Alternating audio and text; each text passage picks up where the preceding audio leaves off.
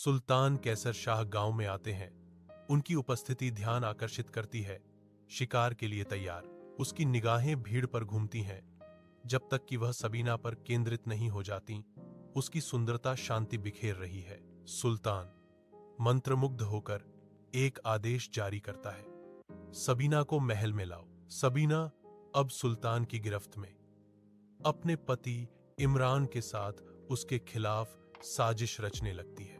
उनकी आंखें मिलती हैं, एक मूक प्रतिज्ञा का आदान प्रदान होता है, क्योंकि वे अपनी विश्वासघाती योजना बुनना शुरू करते हैं। महल के अंदर इमरान सुल्तान के सामने खड़ा है। उसकी आशंका शक्ति की ठंडी निगाहों के नीचे स्पष्ट है। सुल्तान की आंखें बर्फीली आज्ञा से चमकती हैं। उनकी उपस्थिति शानदार कक्ष को अनकहे खतरों से भर देती है।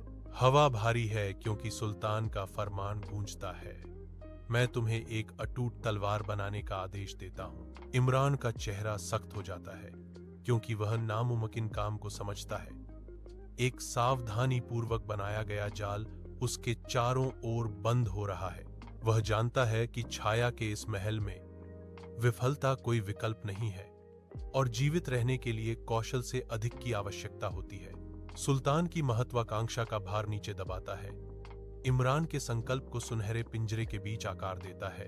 बड़ी मस्जिद के सामने सबीना आग की परीक्षा का सामना करने के लिए खुद को तैयार करती है, क्योंकि सुल्तान और उसके लोग देख रहे हैं। इमाम अब्दुल रहमान के साथ सबीना जलते हुए अंगारों पर कदम रखती है। बढ़ती गर्मी के बीच विश्वास की एक मशाल। अगर मैं वास्तव में पवित्र हूं तो सुल्तान का स्पर्श मुझे नुकसान नहीं पहुंचाएगा, सबीना घोषणा करती है। उसकी आवाज अटूट दृढ़ विश्वास से गूंज रही है। राज्य उसकी दृढ़ता से मोहित होकर देखता है, जैसे आस्था की परीक्षा सामने आती है जो सबीना और सुल्तान दोनों को चुनौती देती है।